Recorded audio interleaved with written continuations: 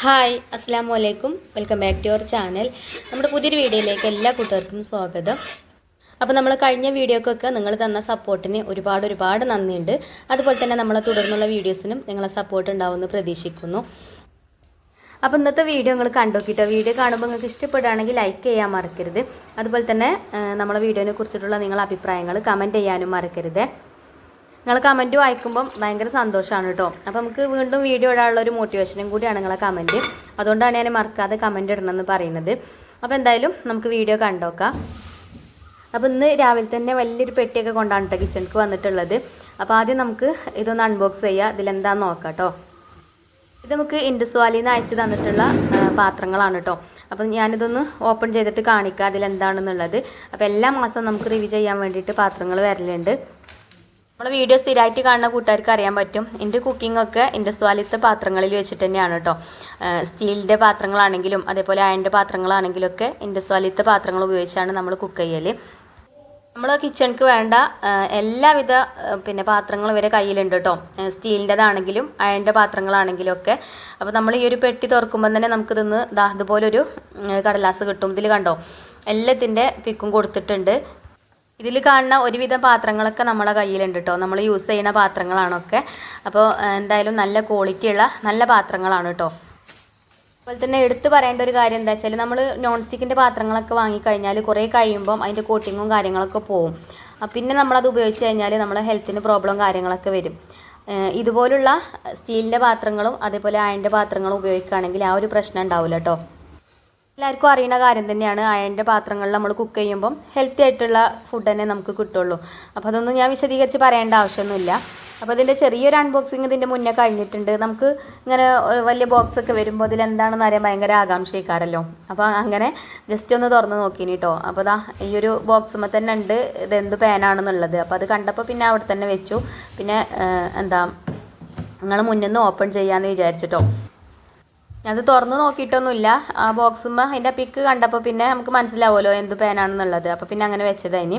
അപ്പോൾ ഇനി നമുക്കിതൊന്ന് തുറന്ന് നോക്കാം. അപ്പോൾ ഇത് ചെറിയൊരു കുഞ്ഞു പാനാണ് കേട്ടോ. നമ്മൾ കടുക് വറുക്കാനും താളിക്കാനൊക്കെ ഉപയോഗിക്കുമല്ലോ, അങ്ങനത്തെ ചെറിയൊരു കുഞ്ഞു പാനാണ് കേട്ടോ. നല്ല ഭംഗിയുണ്ട് കാണാൻ. നല്ല ക്യൂട്ടായിട്ടുള്ള ചെറിയൊരു പാനാണ് കേട്ടോ. അയണിൻ്റെതാണ്, സ്റ്റീലിൻ്റെതല്ല കേട്ടോ. ഇപ്രാവശ്യം നമുക്ക് അയണിൻ്റെ പാത്രങ്ങളാണ് വന്നിട്ടുള്ളത്. ഇങ്ങനെ ഒരു കുഞ്ഞു പാന് നമുക്ക് എപ്പോഴും കിച്ചണിൽ അത്യാവശ്യമാണ്. കാരണം നമുക്ക് പപ്പടം പൊരിക്കാനും അതേപോലെ കടുക് വറുക്കാനൊക്കെ താളിക്കാനൊക്കെ യൂസ് ചെയ്യാൻ പറ്റിയിട്ടുള്ള നല്ലൊരു പാനാണ് കേട്ടോ ഇത്. പിന്നെ ചെറുതായതുകൊണ്ട് നല്ല ഭംഗിയാണ് കാണാനും. അതേപോലെ തന്നെ ഇതിന് ഇങ്ങനെ മരത്തിൻ്റെ ഒരു പിടിയാണ് കേട്ടോ ഉള്ളത്. അപ്പോൾ അതുകൊണ്ട് നമുക്ക് കൈ ചൂടാവൊന്നുമില്ല. പിന്നെ എപ്പോഴും നമുക്ക് ടവലൊന്നും എടുക്കേണ്ട ആവശ്യമില്ല. അപ്പോൾ ഇനി നമുക്ക് അടുത്തത് എന്താണെന്ന് നോക്കാം കേട്ടോ. പിന്നെ അതൊക്കെ സീസണിങ് കഴിഞ്ഞ് വരുന്ന പാനുകളായതുകൊണ്ട് നമുക്ക് ജസ്റ്റ് ഒന്ന് കഴുകിയിട്ട് അപ്പോൾ തന്നെ യൂസ് ചെയ്യാൻ പറ്റും.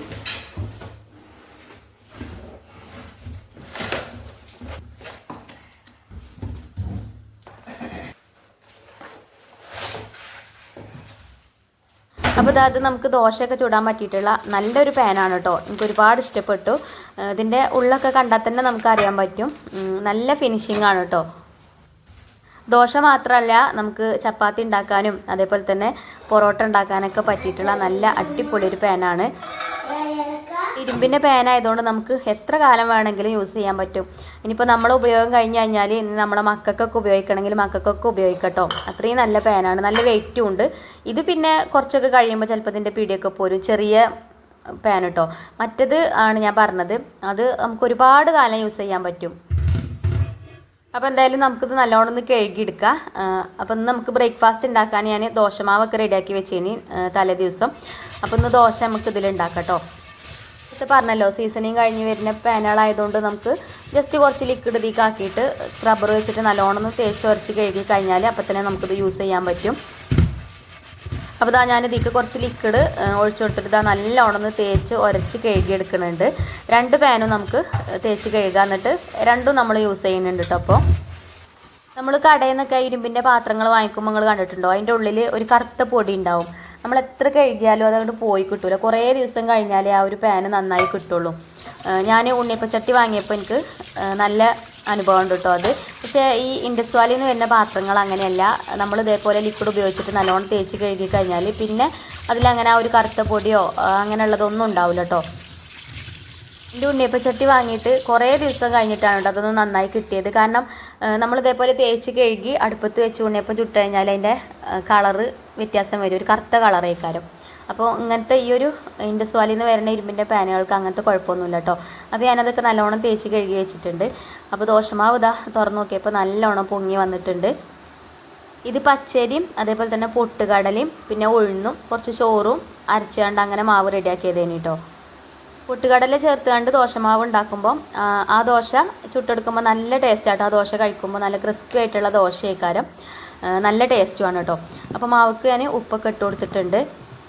അപ്പോൾ ഇനി നമുക്ക് പുതിയ ഫ്രൈ പാനിൽ തന്നെ ദോശ ചുട്ടെടുക്കാം കേട്ടോ. അപ്പോൾ ഇതാ ഉപ്പൊക്കെ ഇട്ട് മാവൊക്കെ റെഡിയാക്കിയിട്ടുണ്ട്. ഇനി നമ്മൾ ദോശപ്പാന് അടുപ്പത്ത് വെച്ച് കൊടുക്കുക. ഒരു പാനിൽ നമ്മൾ ഫസ്റ്റ് ദോശ ചുടല്ലേ, അപ്പോൾ ദോശ കിട്ടുമോ ഇല്ലെന്നൊന്നും അറിയില്ല. ചിലപ്പോൾ ഉണ്ടല്ലോ ചട്ടിയിൽ നിന്ന് കിട്ടാതെ ബുദ്ധിമുട്ടാണ്. അപ്പോൾ എന്തായാലും നമുക്ക് നോക്കാം. നല്ല വട്ടുള്ള പാനായതുകൊണ്ട് വലിയ ദോശ തന്നെ നമുക്കിതിൽ ഉണ്ടാക്കിയെടുക്കാൻ പറ്റും കേട്ടോ. അതുപോലെ തന്നെ നമുക്ക് മീനൊക്കെ പൊരിച്ചെടുക്കണമെങ്കിലും പറ്റും. നമുക്ക് കുറച്ചധികമൊക്കെ മീനൊക്കെ പൊരിച്ചെടുക്കണം എന്നുണ്ടെങ്കിൽ ഇതേപോലെ ഈ ഒരു പാനിൽ പൊരിച്ചെടുത്താലും മതി.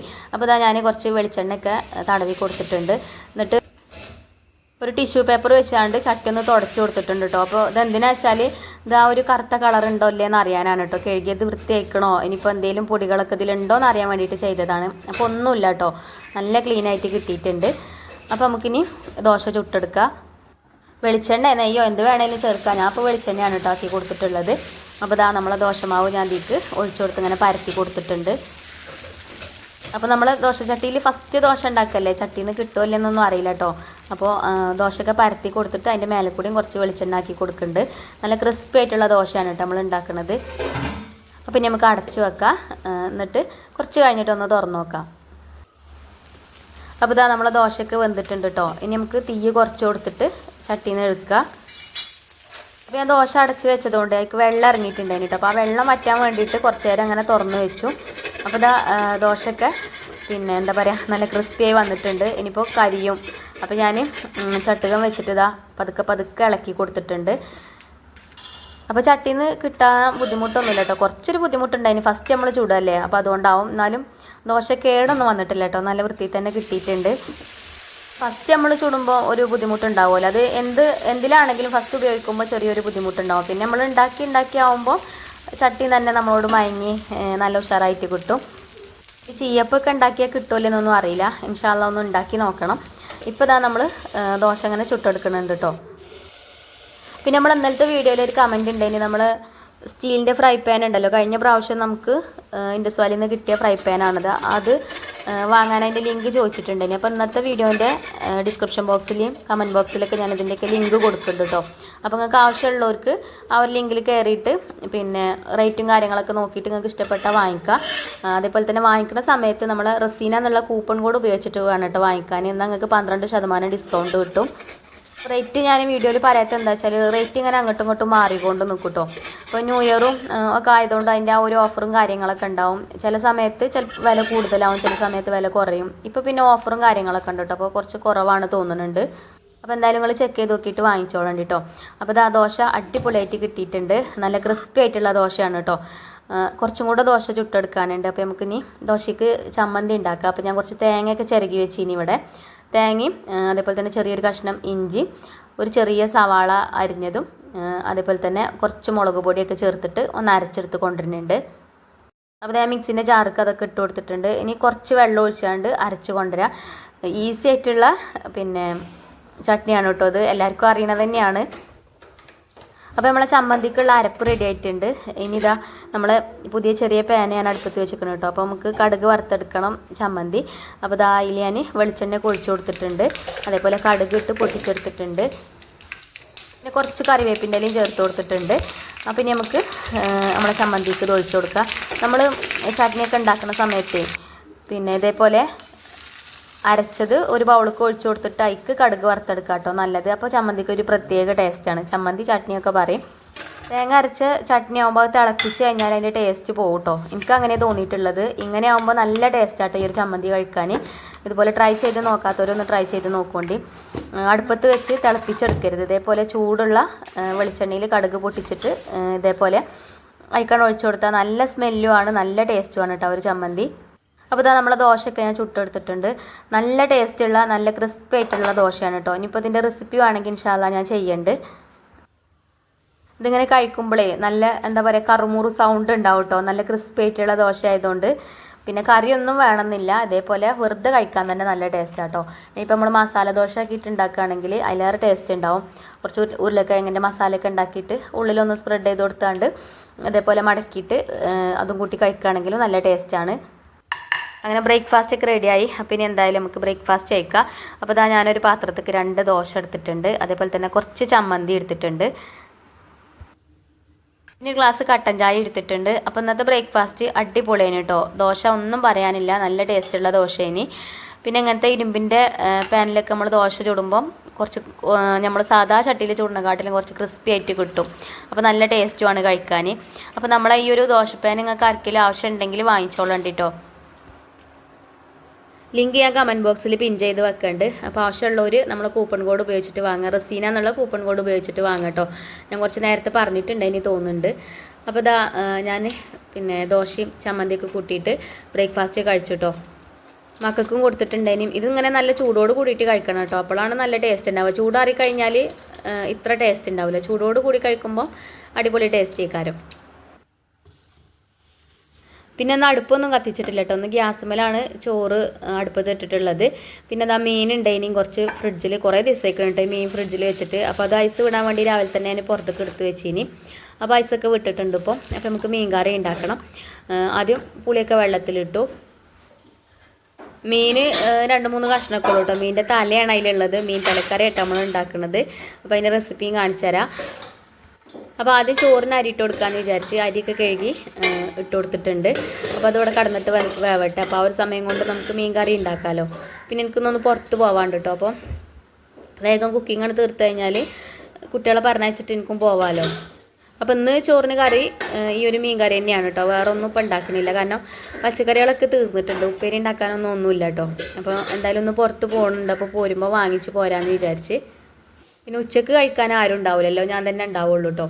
അപ്പോൾ ചോറിന് അരിയൊക്കെ ഇട്ട് കൊടുത്തു. ഇനിയിപ്പോൾ ഇതാ നമ്മൾ തക്കാളി ഇട്ടിട്ടാണ് കേട്ടോ മീൻ തലക്കറി ഉണ്ടാക്കുന്നത്. അപ്പോൾ ഞാൻ അവിടെ 4 തക്കാളി എടുത്തിട്ടുണ്ട്. അതൊന്ന് കഴുകി അരിഞ്ഞു കൊടുക്കുന്നുണ്ട്.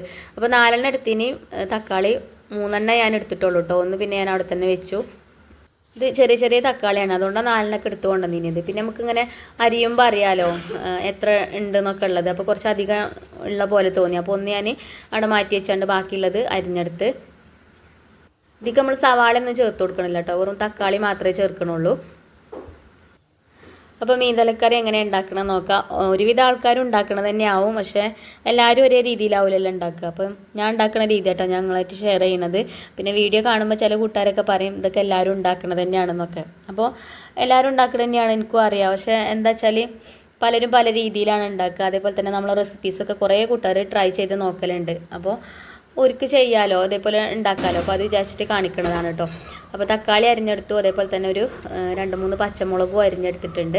പിന്നെ അതാ നമ്മളെ മണ്ണിൻ്റെ ചട്ടി വിടാൻ അടുപ്പത്ത് വെച്ച് കൊടുത്തിട്ടുണ്ട്. അതിലേക്ക് ആവശ്യത്തിനുള്ള വെളിച്ചെണ്ണ ഒഴിച്ചു കൊടുക്കുക. ഒരു 2 സ്പൂൺ വെളിച്ചെണ്ണ ഒഴിച്ചു കൊടുത്തിട്ടുണ്ട്. കുറച്ച് ഉലുവ ഇട്ട് കൊടുക്കുക. കടുക് ഞാൻ അതിലേക്ക് ചേർക്കലില്ല കേട്ടോ, ഉലുവയാണ് ചേർത്ത് കൊടുക്കുന്നത്. അപ്പോൾ ഇനി ഉലുവ ഒന്ന് പൊട്ടി വരട്ടെ. എന്നിട്ട് നമുക്കതിലേക്ക് കറിവേപ്പിൻ്റെ ഇലയും അതേപോലെ തന്നെ ഇഞ്ചി വെളുത്തുള്ളി ചതച്ചിട്ടൊക്കെ ചേർത്ത് കൊടുക്കുക. അപ്പോൾ ആ ഒരു സമയത്ത് ഇഞ്ചി വെളുത്തുള്ളി ചേർക്കാൻ ഞാൻ മറന്നിട്ട് ഞാൻ തക്കാളിയാണ് ആദ്യം ഇട്ട് കൊടുത്തത്. അപ്പോൾ നമുക്കിതിൻ്റെ നടുക്ക് ആ എണ്ണ ഉള്ള ഭാഗത്തേക്ക് ഇഞ്ചി വെളുത്തുള്ളി ചതച്ചിട്ട് ചേർത്ത് കൊടുക്കാം കേട്ടോ. ഇഞ്ചി വെളുത്തുള്ളി ചതച്ച് തന്നെ വേണമെന്നൊന്നുമില്ല, അരിഞ്ഞ് ചേർത്ത് കൊടുത്താലും മതി. പിന്നെ നമ്മൾ കുറച്ച് ചാറ് കറി ആയിട്ടാണ് കേട്ടോ ഇത് ഉണ്ടാക്കുന്നത്. പിന്നെ ഇതിക്ക് ആവശ്യത്തിനുള്ള ഉപ്പും ചേർത്ത് കൊടുത്തു. അതേപോലെ തന്നെ ഇഞ്ചി വെളുത്തുള്ളി ചതച്ചത് അതിൻ്റെ നടുക്ക് ചേർത്ത് കൊടുത്തിട്ട് ഇളക്കി കൊടുത്തിട്ടുണ്ട്. എളുപ്പം വേവ് കേട്ടോ തക്കാളി. ഉപ്പും കൂടി ചേർത്തിട്ട് അങ്ങനെ വഴറ്റിയെടുക്കുമ്പോൾ വേഗം വെന്ത് കിട്ടും. പിന്നെ ഇതിക്ക് മസാലപ്പൊടികൾ നമ്മൾ ചേർത്ത് കൊടുക്കുന്നത് മുളക് പൊടി, മഞ്ഞൾപ്പൊടി, മല്ലിപ്പൊടി ചേർക്കണില്ല കേട്ടോ. തേങ്ങ അരച്ച മീൻ കറി ഉണ്ടാക്കുമ്പോഴാണ് ഞാൻ മല്ലിപ്പൊടി ചേർക്കൽ. ഇല്ലെങ്കിൽ ഞാൻ മുളക് പൊടി മഞ്ഞൾപ്പൊടി തന്നെയാണ് കേട്ടോ അധികം ഇങ്ങനെ മുളക് കറി ആയിട്ട് ഉണ്ടാക്കുമ്പോൾ ചേർക്കൽ. അപ്പോൾ 2 സ്പൂൺ മുളക് പൊടിയും ചേർത്തു. 1/2 ടേബിൾ സ്പൂണ് മഞ്ഞൾപ്പൊടിയും ചേർത്ത് കൊടുത്തിട്ടുണ്ട്. ഇനി നല്ലോണം ഒന്ന് വഴറ്റി കൊടുത്തിട്ട് ചെറിയ തീയിലിട്ടിട്ട് ഇവിടെ അടച്ച് വെക്കുക. അപ്പോൾ തക്കാളിയൊക്കെ വെന്ത് ഈ മസാലപ്പൊടിയുള്ള പച്ചമണമൊക്കെ മാറി വരട്ടെ. എന്നിട്ട് നമുക്ക് ഇതിലേക്ക് പുളിവെള്ളം ഒഴിച്ച് കൊടുക്കാം. പുളിയൊക്കെ നമ്മൾ വെള്ളത്തിലിട്ട് വെച്ചിട്ടുണ്ടല്ലോ. അപ്പോൾ ആ തക്കാളിയൊക്കെ നല്ലോണം ഒന്ന് വഴറ്റി കൊടുത്തിട്ടുണ്ട് കേട്ടോ. ഇനി അടച്ച് വെച്ച് വേവിച്ചെടുക്കുക. ചെറിയ തീയിലിട്ടിട്ട് അടച്ച് വെച്ചാൽ മതി. അപ്പോൾ 2 മിനിറ്റ് കഴിഞ്ഞ് തുറന്ന് നോക്കിയപ്പോൾ ആ തക്കാളിയൊക്കെ നല്ലോണം വെന്ത് വന്നിട്ടുണ്ട്. ഇനി നമുക്ക് ഇതുപോലെ ഒന്നിങ്ങനെ ഉടച്ചു കൊടുക്കുക ചട്ടകം കൊണ്ട്. നമ്മുടെ മീൻ കറിക്ക് കുറച്ചൊരു കൊഴുപ്പൊക്കെ ഉണ്ടാവാൻ വേണ്ടിയിട്ടാണ് തക്കാളിയൊക്കെ നല്ലോണം അതേപോലെ ഉടച്ചു കൊടുക്കുന്നത്. ഇങ്ങനെ ഉടച്ചു കൊടുക്കുന്നത് ഇഷ്ടമില്ലെങ്കിൽ ഉടച്ചു കൊടുക്കേണ്ട ആവശ്യമൊന്നുമില്ല. തക്കാളി ഇങ്ങനെ എന്താ പറയുക കഷ്ണങ്ങളായിട്ട് കിടക്കുന്നതാണ് ഇഷ്ടമെന്നുണ്ടെങ്കിൽ അങ്ങനെയും ചെയ്യാം കേട്ടോ. പിന്നെ പച്ചമുളക് അരിഞ്ഞതും ചേർത്ത് കൊടുത്തിട്ടുണ്ട്. ഇനി നമുക്ക് പുളി പിഴിഞ്ഞ വെള്ളം ഒഴിച്ചു കൊടുക്കുക. പിന്നെ നമുക്ക് കറി എത്രയാണോ വേണ്ടത് അതിനനുസരിച്ചിട്ട് വെള്ളം ഒഴിച്ചു കൊടുക്കുക. ഞാനിപ്പോൾ ഇത് കുറച്ച് ചാറ് കറി ആയിട്ടാണ് ഉണ്ടാക്കുന്നത്. ഇനിയിപ്പോൾ വേറെ കറിയൊന്നും ഉണ്ടാക്കില്ല കേട്ടോ. അപ്പോൾ കുറച്ചധികം വെള്ളം ഒഴിച്ചു കൊടുത്തിട്ടുണ്ട്. അപ്പം ഇനി ഇത് നല്ലോണം ഒന്ന് തിളച്ച് വരട്ടെ. തിളച്ച് വന്നിട്ട് നമുക്ക് മീനൊക്കെ ഇട്ട് കൊടുക്കാം കേട്ടോ. മീനിൻ്റെ തലയാണ് കേട്ടോ ഞാൻ ഇട്ട് കൊടുക്കുന്നത്. മീൻ അതിൽ കുറച്ചുള്ളൂ. അപ്പോൾ ഇതാ കറിയൊക്കെ നല്ലോണം തിളച്ചിട്ടുണ്ട്. അപ്പോൾ മസാലപ്പൊടികളെ പച്ചമണമൊക്കെ മാറിയിട്ടുണ്ടാവും. അപ്പോൾ ഇനി നമുക്ക് ഇതിലേക്ക് മീൻ തലയൊക്കെ ചേർത്ത് കൊടുക്കാം കേട്ടോ. അതേപോലെ തന്നെ ഈ മീൻ തലയ്ക്ക് പകരം ഉണക്കമീൻ ഉണ്ടല്ലോ, ഉണക്കമീൻ ചേർത്ത് കൊടുക്കുകയാണെങ്കിലും നല്ല ടേസ്റ്റ് ആയിക്കാരം കേട്ടോ. എന്താ പറയുക, ഉണക്കമീൻ മുളകിട്ട കറിയാവും. ഉണക്കമീൻ ഇഷ്ടമുള്ള ആൾക്കാർക്ക് നല്ല ഇഷ്ടമായിക്കാരം. എല്ലാവർക്കും ഒന്നും ഇഷ്ടമുണ്ടാവില്ല. ഇഷ്ടമുള്ളവർക്ക് ഇതേപോലെ ഉണ്ടാക്കുകയാണെങ്കിൽ നല്ല ടേസ്റ്റാണ് കേട്ടോ. ഇവിടെ പിന്നെ അങ്ങനെ അധികം ഉണക്കമീൻ കൊണ്ടുവരലില്ല. എപ്പോഴെങ്കിലൊക്കെ കൊണ്ടുവരലുള്ളൂ. കുട്ടികൾക്കൊന്നും വലിയ താല്പര്യമില്ല. അപ്പോൾ പിന്നെ നമ്മളങ്ങനെ കൊണ്ടുവരില്ല കേട്ടോ. അപ്പോൾ ഇതാ ഞാൻ ഉപ്പൊക്കെ ഒന്ന് ടേസ്റ്റ് ചെയ്ത് നോക്കിട്ടോ. ഉപ്പൊക്കെ ഉണ്ട്. നമ്മൾ ഫ്രിഡ്ജിൽ നിന്ന് മീൻ എടുത്ത് വെക്കുമ്പോഴേ ഐസ് വിടാൻ വേണ്ടിയാണ്ട് കല്ലുപ്പ് ഇട്ട് കൊടുക്കും കേട്ടോ. അപ്പോൾ ആ കല്ലുപ്പ് ഇട്ട് കൊടുക്കുമ്പോൾ മീനുമ്പോൾ പിടിച്ചിട്ടുണ്ടാവും. അപ്പോൾ നോക്കിയിട്ട് ഉപ്പിട്ട് കൊടുക്കണം, അല്ലെങ്കിൽ ഉപ്പ് കയറിപ്പോവും. ഞാനങ്ങനെ ആയിട്ട് അധികം ചെയ്യൽ. ഐസ് പെട്ടെന്ന് വിടാൻ വേണ്ടിയിട്ട് കാട്ടണതാണ്. അപ്പോൾ ഉപ്പൊക്കെ ഉണ്ട് കറിയിൽ. അങ്ങനെ കറിയൊക്കെ വെന്ത് അടുപ്പത്തു നിന്നൊക്കെ വാങ്ങി വെച്ച് കറിയൊക്കെ ചൂടാറിയിട്ടുണ്ട് കേട്ടോ. പിന്നെ നമ്മളെ ബാക്കിയുള്ള ക്ലീനിങ്ങും കാര്യങ്ങളൊക്കെ കഴിഞ്ഞ് വന്ന് ഇതിൽ മീനിൻ്റെ തലയും വാലും ഒക്കെ തന്നെ ഉള്ളൂ കേട്ടോ. അല്ലാതെ കഴമ്പ് കഷ്ണങ്ങളൊന്നുമില്ല. എന്നാലും ഈ കറി കൂട്ടിയിട്ട് ചോറ് കഴിക്കാൻ നല്ല ടേസ്റ്റ് കേട്ടോ. വേറെ ഒരു കൂട്ടാനില്ലെങ്കിലും ഈ ഒരു മീൻ കറിയും കൂട്ടിയിട്ട് കഴിക്കുകയാണെങ്കിൽ തന്നെ നമുക്ക് ഒരു ചോറുണ്ണാൻ പറഞ്ഞ പോലെയാണ് കേട്ടോ. അത്യാവശ്യം നല്ല രീതിയിൽ തന്നെ ചോറ് കഴിക്കുക. പിന്നെ ചോറൊക്കെ വെന്ത് ഞാൻ വാർത്തൊക്കെ വെച്ചിട്ടുണ്ടായിന്. അപ്പോൾ ഇന്നത്തെ കുക്കിംഗ് ഇത്ര തന്നെ ഉള്ളൂ കേട്ടോ. അപ്പോൾ ഞാൻ കുറച്ച് കഞ്ഞിവെള്ളം ഇവിടെ എടുത്ത് വെക്കുകയാണ് കേട്ടോ. ബാക്കി ഞാൻ കളയും. കഞ്ഞിവെള്ളം എടുത്ത് വെക്കണത് എന്തിനാണെന്ന് വെച്ചാൽ ഇവിടെ താഴെ പണിക്കാരുണ്ടാവും. അവിടെ പറമ്പിൽ പണിക്കാരുണ്ടാവും കേട്ടോ. അപ്പോൾ ചിലപ്പോൾ താത്ത കഞ്ഞിവെള്ളം ഉണ്ടോ ചോദിച്ച് വരുന്നന്നൊക്കെ ഞാൻ കഞ്ഞിവെള്ളം കളയും. ഞാൻ അതേപോലെ എടുത്ത് വെക്കണ അന്ന് ആരും ചോദിക്കൂല കേട്ടോ. ചോദിക്കുമ്പോൾ ഇല്ല എന്ന് പറയുമ്പോൾ ഒരു ജാതിയല്ല. അപ്പോൾ അത് വിചാരിച്ചിട്ട് അങ്ങനെ എടുത്തു വെക്കണതാണ്. അപ്പോൾ ഇൻഷാ അല്ലാഹ് നല്ലൊരു വീഡിയോ ആയിട്ട് നാളെ കാണാം. Thank you for watching.